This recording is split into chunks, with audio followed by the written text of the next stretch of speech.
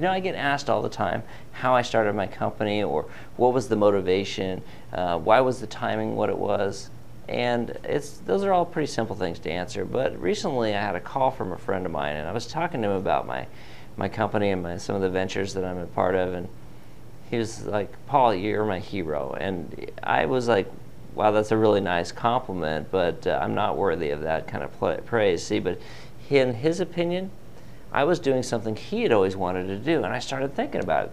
That's the way I used to treat business owners. That's the way I used to treat successful entrepreneurs. Man, these people are doing something I always wanted to do. It's not that they were superhuman. It's not that they were heroes. It's just that they had done something that they wanted to do, and they did it on their own.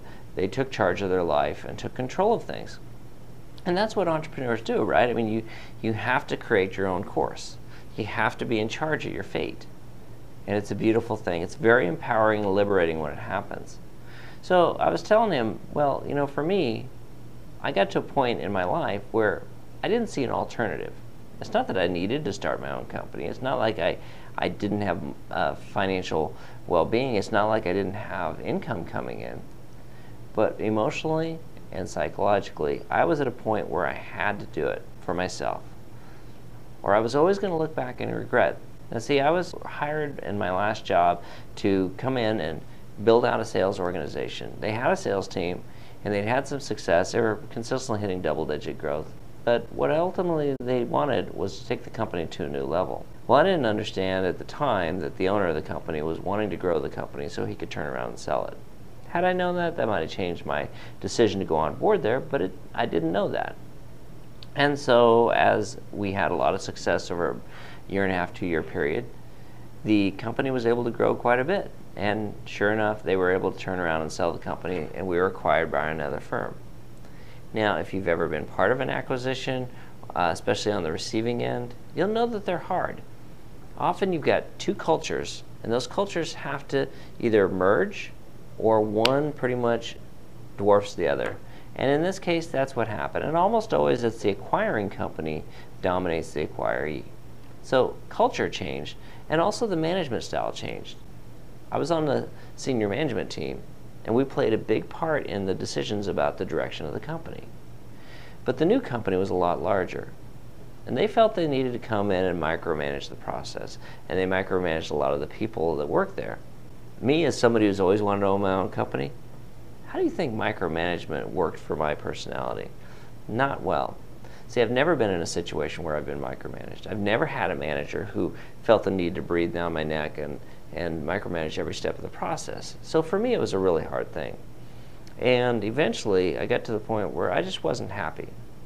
I knew I wanted more out of life, and I knew I'd always want to start my own company. I wasn't quite sure I was ready, but I knew I was ready to get out of the situation I was in. So I talked to my wife, and my wife said, look, you've always wanted to start your own company. Do it now. Now's the time. The family needs you to be successful. The family needs you to do this. So I decided to leave. But at the time, I wasn't sure what I was going to do. And I got offered a couple jobs fairly quickly.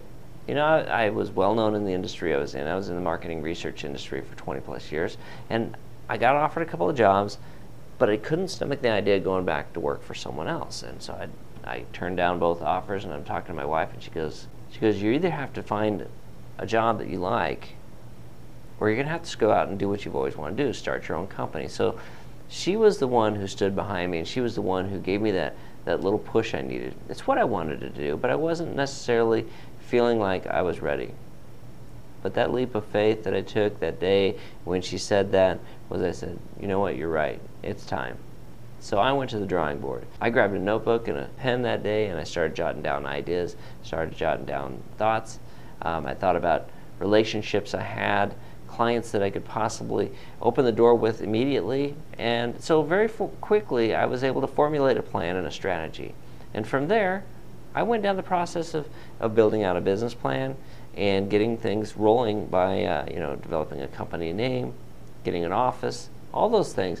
There's a lot of steps that went into it, but ultimately it all started with that day with grabbing one of these and one of these, and I just started writing down some ideas and formulating my strategy. If you haven't done it, It's so empowering to get things out of your mind onto paper.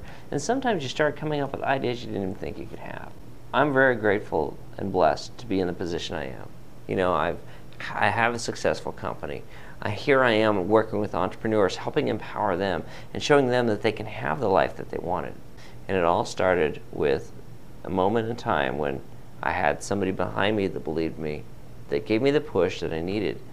I wasn't giving myself that push, but looking back, there's no reason I shouldn't have. And there's no reason you shouldn't do it either. If it's something you want to do, if it's something you believe in, if you're passionate about it, and you don't have the ideas in place, get a pen and paper and start writing down ideas. Start taking action now. So when I think about my friend's comment about calling me a hero, I'm nobody's hero, but I am proud of myself. And I want you to be proud of yourself. I want you to take action. I was very fortunate to have somebody behind me that believed in me and pushed me to follow my dreams. I want to do the same for you. So I want to thank you for stopping by The Boss. Business Ownership Success Strategies, the last boss you'll ever need.